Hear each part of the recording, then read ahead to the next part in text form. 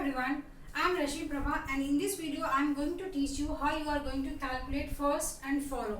इस single video में we are going to cover first and follow.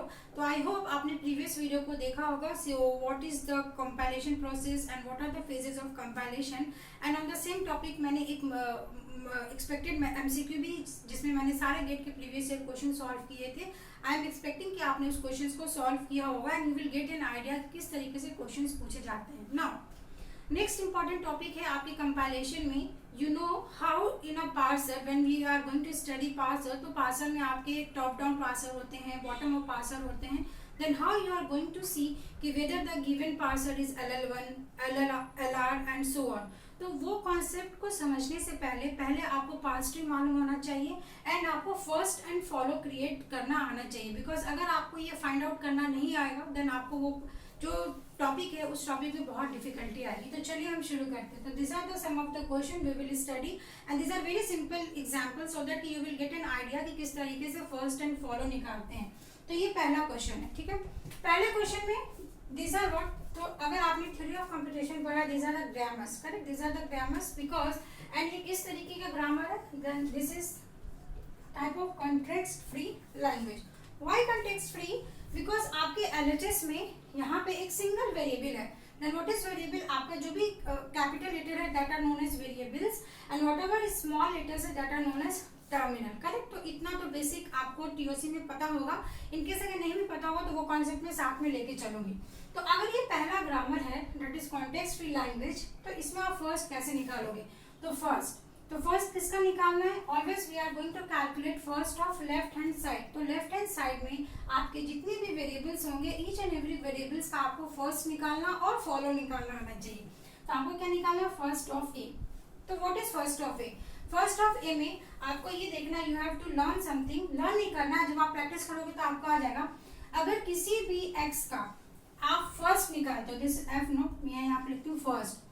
अगर आपको फर्स्ट निकालना है एंड अगर ये x क्या है? Small, that is this is, अगर मैंने यहाँ पे लिखा अगर ये x टर्मिनल है तो बिकॉज इट इज टर्मिनल तो इसका आंसर क्या आ जाएगा? टर्मिनल. नाउ अगर किसी का भी फर्स्ट निकालना है और आपके पास ये एप्सिलॉन है तो एप्सिलॉन का मीनिंग अगेन आपका एप्सिलॉन ही आएगा. और अगर किसी का फर्स्ट आपको निकालना है और वो एक कैपिटल लेटर है दैट इज नॉन टर्मिनल, एक कैपिटल लेटर है, देन आपको यहाँ पे क्या निकालना है? उसका फर्स्ट आपको कैलकुलेट करना पड़ेगा. तो पहले तो ये देखो, ये आपका दोनों कैपिटल लेटर है तो हमें फर्स्ट निकालना पड़ेगा. फर्स्ट का मीनिंग ये है कि अगर फर्स्ट में आपका पहला ही आपको टर्मिनल मिला तो वहां पे स्टॉप कर जाना है. Because terminal is what, it is the ending. तो यहाँ पे हमें फर्स्ट का ही हम कैलकुलेट करेंगे तो क्या आएगा? सिर्फ ए आएगा. क्यों? क्योंकि फर्स्ट का मतलब है this is the first, this is second, this is third. तो फर्स्ट का डेफिनेशन ये बोलता है कि आपको अगर पहला ही टर्मिनल मिल गया then you have to stop. तो इस तरीके से आपको इसको सेट में रखना है. Then what is a set? Set का मीनिंग कि आपका इसमें डुप्लीकेट वैल्यूज नहीं हो सकता. क्यों? क्योंकि हमने सेट का ऑलरेडी प्रॉपर्टी पढ़ा है. Set is unordered collection of distinct element. Correct. इसके बाद किसका फर्स्ट निकालना है? इसके बाद आपको फर्स्ट निकालना है बी का. तो बी में अगेन आपका ये सी, स्मॉल सी है, तो आपका फर्स्ट ऑफ बी क्या आ जाएगा? सी. तो this is it, this is the end. ये फर्स्ट हमने यहाँ पे निकालना सीख लिया. अब ये फॉलो में बताऊंगी इसलिए वीडियो को एंड तक जरूर देखना ना. बिकॉज बहुत सारे लर्नर ने मुझे बोला है कि मैम LR पार्सर बताओ and they are getting problem in solving this type of question. So that's why I am making this video. I hope कि you will be fruitful by seeing complete video. अब first का ये निकालो. Again यहाँ पे ए है तो ए लिखेंगे. हमें नेक्स्ट सिंबल को देखने की जरूरत ही नहीं है. प्रॉब्लम तब आएगी जब आपका यहाँ पे कैपिटल लेटर होगा. इसके बाद फर्स्ट ऑफ बी निकालो. फर्स्ट ऑफ बी क्या निकालेंगे? अब बी में एप्सिलॉन है. ठीक है, अगर एप्सिलॉन है तो यहाँ पे सिर्फ क्या आएगा? यू विल ओनली गेट यहाँ पे एप्सिलॉन. करेक्ट, बिकॉज एप्सिलॉन है तो हम एप्सिलॉन को भी एज इट इज इंक्लूड करेंगे because this is the first character for B. अब उसके बाद सिमिलरली ये ले लो. इसमें फर्स्ट क्या है? अगेन यहाँ पे एक सिंगल ए है तो आप ए लिखोगे. नेक्स्ट तक जाने की हमें जरूरत नहीं है. उसके बाद फर्स्ट ऑफ सी निकालना है. फर्स्ट ऑफ अगर आप सी निकालोगे तो नाउ सी में आपके दो टर्मिनल्स हैं तो आपके यहाँ पे दोनों आ जाएंगे. Getting my point? ऐसा नहीं है कि सिर्फ एक लेना है. आप यहाँ पे देखो इसका मतलब क्या है कि आप इसको ऐसे भी लिख सकते हो या आप इसको C टेंड्स टू ऐसे D भी लिख सकते हो। तो C का ग्रामर C के लिए भी जा रहा है, D के लिए भी जा रहा है, हिंस यहाँ पे ये दोनों आएगा। अगर इसी में मैं थोड़ा सा मॉडिफाई कर दूं, मैंने यहाँ पे लिख दिया C, D एंड एप्सिलॉन, ठीक है। तो नाउ फर्स्ट ऑफ C क्या हो जाएगा, it will give C, D and epsilon. तो इस तरीके से आपके जितने प्रोडक्शन इंक्रीज होते जाएंगे उतने नंबर ऑफ आपके फर्स्ट इंक्रीज हो जाएंगे। तो इस तरीके से example, correct, because in this example you can clearly see here is B which is not a terminal. So how you are going to solve this? So first of all, सबसे पहले आप उस easy production का निकालो where you can easily see कि there is a terminal symbol. तो आपने यहाँ पे क्या निकाला, first of B. First of B what we will get? We will get a single terminal that is A and यहाँ पे epsilon भी आएगा because epsilon is an alternate, ठीक है, ये यहाँ पे स्लैश है। इसके बाद again we will calculate first of C. तो first of C क्या आ जाएगा, small c that is terminal and epsilon, हमने ये निकाल लिया। उसके बाद आपको क्या निकालना है, now you need to calculate first of S. first of S कैसे निकालेंगे, तो यहाँ पे क्या है, first of B, करेक्ट, ये आपको निकालना है। now there is a rule. what is a rule? if you have any production with a variable symbol, तो वेरिएबल सिंबल में आपको फर्स्ट ऑफ बी कैलकुलेट करना है, इसीलिए हमने पहले क्या निकाला, फर्स्ट ऑफ बी को निकाला।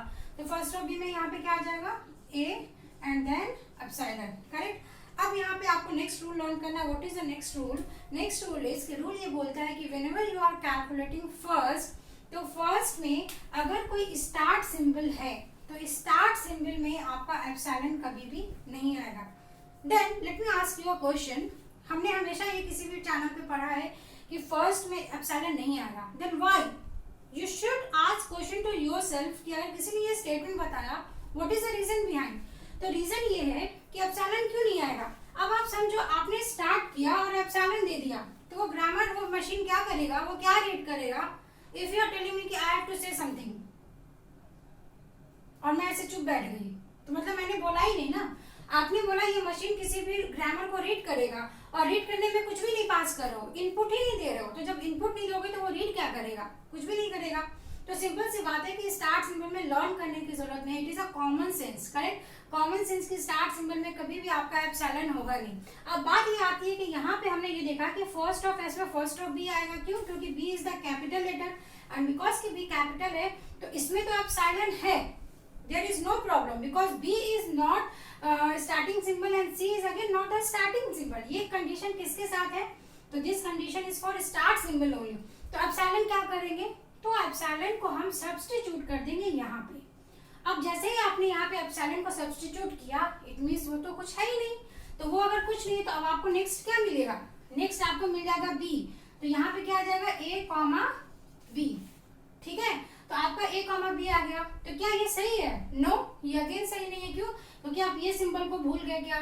इसके बाद अगेन आपका ये टर्मिनल है, ये टर्मिनल है, तो इट मीन्स फर्स्ट ऑफ, अगर S की मैं बात करूं तो फर्स्ट ऑफ S में क्या आ जाएगा आपका B से A आ रहा है, देन B आ रहा है, C आ रहा है एंड D आ रहा है, तो ये दोनों तो आपका ऑटोमेटिकली डायरेक्टली आ जाएगा।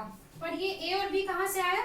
ये A और B आपके इस वाले प्रोडक्शन से आया। So that's why make a note in your mind what is, जब आप फर्स्ट निकालते हो तो फर्स्ट में अगर आपका कोई भी टर्मिनल है, अगर कोई सिर्फ टर्मिनल है तो वो आप एज इट इज लिखोगे, अगर कोई एप्सिलॉन है तो एज इट इज लिखोगे, बट बिकॉज की एप्सिलॉन है then you have a condition. What is a condition? If that symbol, if that variable is start symbol, then वहां पे एप्सिलॉन नहीं होगा। अगर स्टार्ट सिंबल के अलावा कोई भी वेरिएबल है then epsilon can be there. अब बात आती है कि अगर स्टार्ट सिंबल में एप्सिलॉन आएगा तो क्या करना है?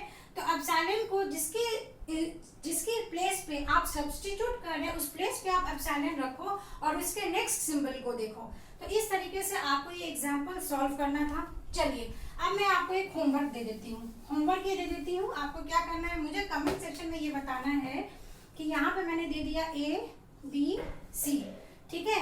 मैंने यहाँ पे दे दिया B tends to B epsilon, मैंने यहाँ पे दे दिया C tends to C epsilon, और यहाँ पे मैं और बढ़ा देती हूँ सो दैट थोड़ा सा आप प्रैक्टिस करो। और यहाँ पे E दे दिया, अगेन मैंने D टेंड्स टू दे दिया D एप्सिलॉन, एंड मैंने E दे दिया, E टेंड्स टू दे दिया मैंने E epsilon. Now what you have to do is in the comment section you have to tell me what is the first of A. आप सबका लिख सकते हो, आप B C D E सबका निकाल के दो, पर मुझे ये चेक करना है कि फर्स्ट ऑफ A क्या आएगा, so that I will came to know कि whether you are able to comprehend the complete video or not. Still अगर आपको वीडियो में कोई डाउट होता है तो please watch it twice, and otherwise still you have any doubt just put that in the comment section. तो इस video में इतना ही, जिसमें हमने फर्स्ट को देखा, और फर्स्ट में सिर्फ आपको एप्सिलॉन पे ध्यान देना है और किसी चीज पे ध्यान देने की जरूरत नहीं है. In next video we are going to see how you are going to calculate follow. So stay tuned for the next upcoming video. Thank you so much.